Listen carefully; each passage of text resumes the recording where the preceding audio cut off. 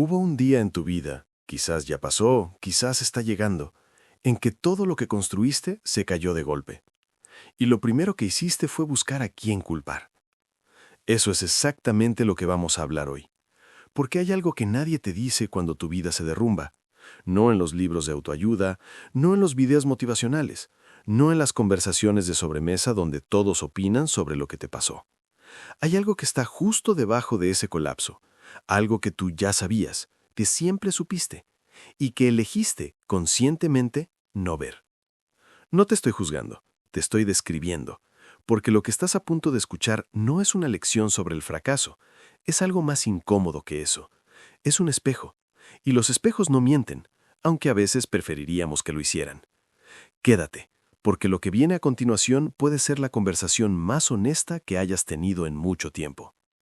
Piensa por un momento en ese momento.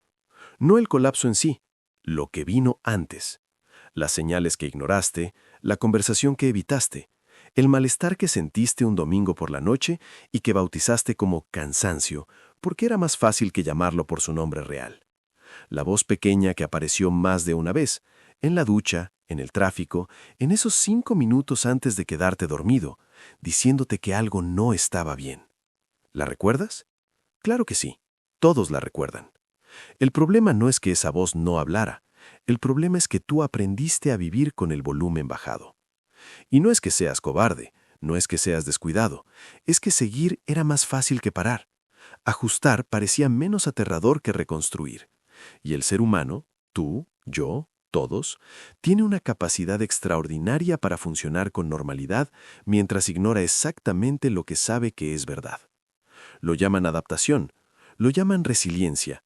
A veces, simplemente, es negación disfrazada de madurez. Y lo más peligroso de esa negación no es que duela, es que no duele. Eso es exactamente lo que la hace tan efectiva y tan cara. Ahora quiero que hagas algo difícil. Quiero que seas honesto contigo mismo por los próximos minutos. No con quien tienes al lado, no con las redes sociales, contigo. ¿Cuánto tiempo llevas sabiendo algo que no has dicho en voz alta? No una semana, no un mes. Estoy hablando de años. Años funcionando, años cumpliendo, años respondiendo bien cuando alguien pregunta cómo estás, porque la respuesta real requeriría una conversación que no tienes energía para tener. Años construyendo una vida que vista desde afuera parece exactamente lo que debería ser, y que vista desde adentro se siente como un traje que no es de tu talla. Ahora multiplica eso por 10 años más, con los mismos silencios, las mismas postergaciones, el mismo nivel de honestidad contigo mismo que tienes hoy. ¿Dónde vas a estar? No en la versión optimista, en la versión honesta. Eso tiene un nombre, y no es el que crees. No es mala suerte, no es el momento equivocado, no es que la vida te haya tratado injustamente. Tiene un nombre más preciso, pero para entenderlo, primero necesito que conozcas a alguien. Se llamaba Marcos, 37 años, contador en una empresa de tamaño mediano, casado hace 9 años con Elena, 2 hijos, uno de 6, una de 4, apartamento propio, empleo estable, auto del año pasado que todavía estaba pagando. Desde afuera, todo en orden. Desde adentro, un hombre que llevaba años interpretando un papel que nunca había elegido conscientemente. No era infeliz de la manera que aparece en las películas. No se despertaba llorando, no odiaba su trabajo, no peleaba con Elena todos los días. Era algo más silencioso que eso, más difícil de nombrar. Una especie de distancia que fue creciendo, despacio, entre quien él era y quien estaba siendo. El primer año de matrimonio, esa distancia era casi imperceptible. El tercer año, la notó, y decidió que era normal, que todos los matrimonios pasaban por eso. El quinto año dejó de notarla, no porque hubiera desaparecido, sino porque se había convertido en el paisaje. El séptimo año, Marcos ya no recordaba con claridad cómo era hablar de verdad con alguien. En el trabajo daba respuestas, en casa daba respuestas, en las cenas familiares daba respuestas, pero conversaciones reales, de las que dejan algo, hacía años que no tenía ninguna. Y lo sabía. Lo sabía cuando Elena intentaba hablar y él miraba el teléfono. Lo sabía cuando sus hijos le pedían que jugara y él decía, ahora voy. Y no iba. Lo sabía cada noche cuando apagaba la luz y se quedaba mirando el techo durante demasiados minutos antes de que el sueño llegara. Lo sabía y seguía.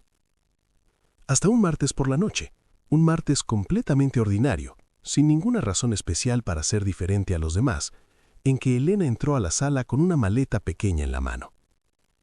No gritó, no lloró. Habló con una voz que Marcos nunca le había escuchado antes. Una voz calmada, cansada, casi amable. Le dijo que no aguantaba más el silencio, que había intentado hablar demasiadas veces, que necesitaba saber si él todavía estaba ahí, dentro de ese cuerpo que llegaba a casa, comía, dormía y repetía. Marcos no dijo nada. Y en ese silencio, en ese martes sin ninguna razón para ser especial, ocurrió algo que no esperaba. No sintió sorpresa. Lo que sintió, y esto es lo que no pudo sacarse de encima durante semanas, fue reconocimiento. Como si una parte de él hubiera estado esperando ese momento desde hacía años, como si, en el fondo, siempre hubiera sabido que llegaría. Y esa fue la pregunta que no pudo ignorar más esa noche. Si lo sabía, ¿por qué no hizo nada? Esa es exactamente la pregunta correcta. Y la respuesta no es lo que la mayoría de la gente cree. No es falta de amor, no es falta de esfuerzo. No es que Marcos fuera un mal esposo, un mal padre, un mal hombre. Trabajaba, cumplía, se esforzaba, a su manera. El problema no era la motivación. La motivación aparece y desaparece. No es una base confiable para nada. No era el tiempo. Todos tenemos las mismas 24 horas. No era el talento ni la inteligencia. Marcos era un hombre capaz. Lo sabía él, lo sabían los que lo conocían.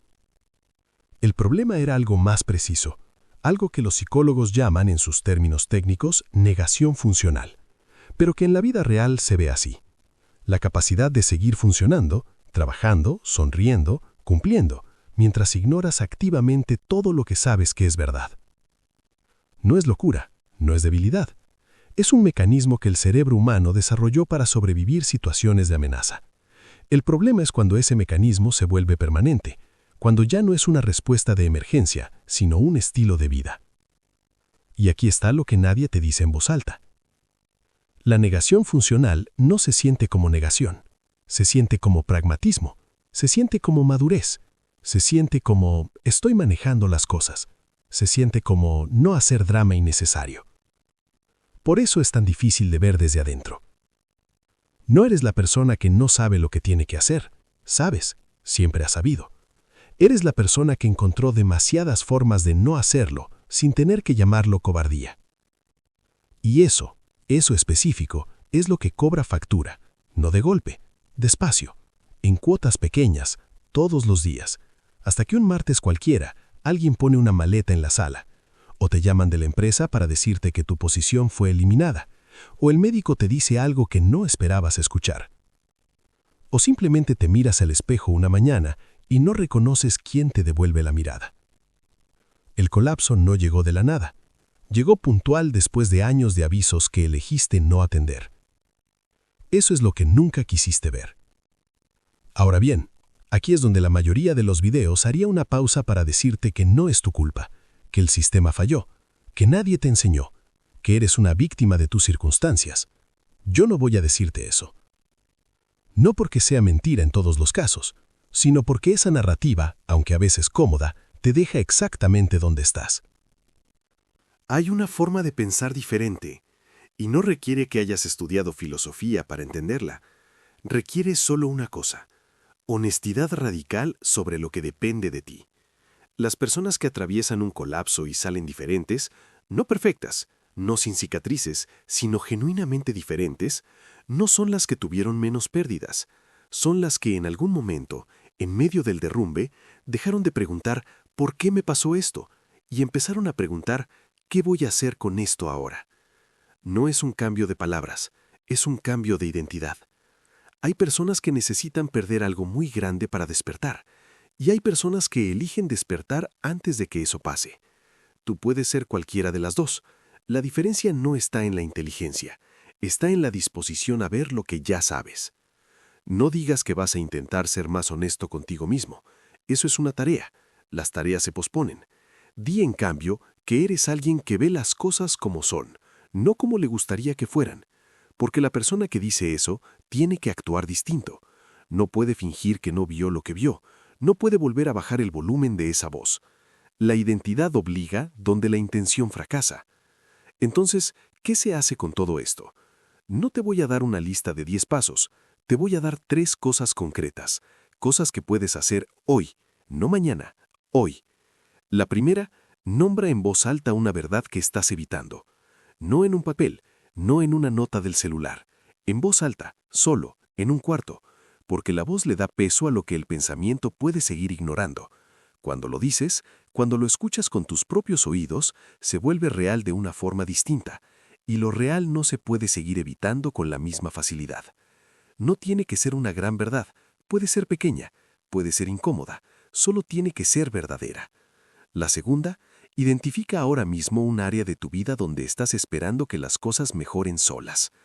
No el trabajo en general, no mi situación, una cosa específica, y decide hoy, no mañana, hoy, si vas a actuar o vas a soltar.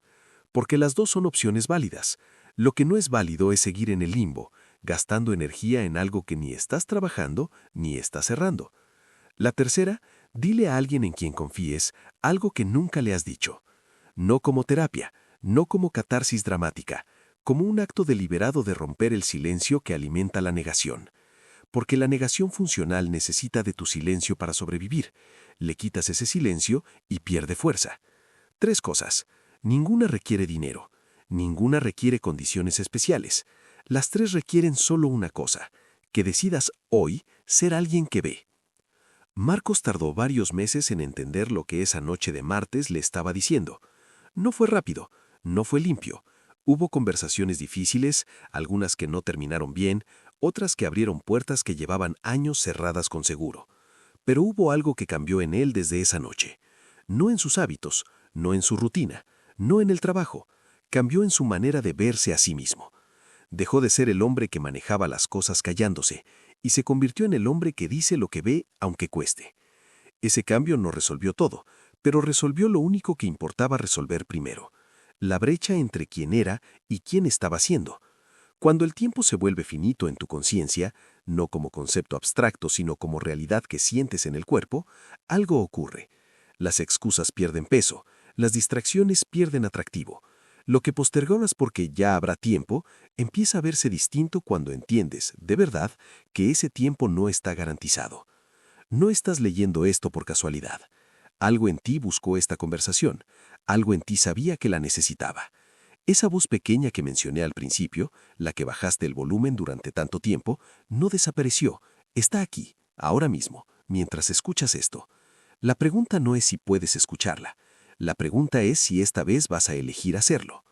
Puedes cerrar este video y seguir igual, es una opción legítima, nadie te va a juzgar, nadie de hecho va a saber la diferencia, excepto tú. O puedes hacer lo que hizo Marcos esa noche de martes en silencio, sentado en la sala con la maleta de Elena frente a él. Puedes dejar de sorprenderte por lo que ya sabías y empezar a actuar como alguien que ve. Tu vida no se derrumbó para destruirte, se derrumbó para mostrarte lo que tú ya sabías y elegiste no ver. ¿Qué vas a elegir ver hoy?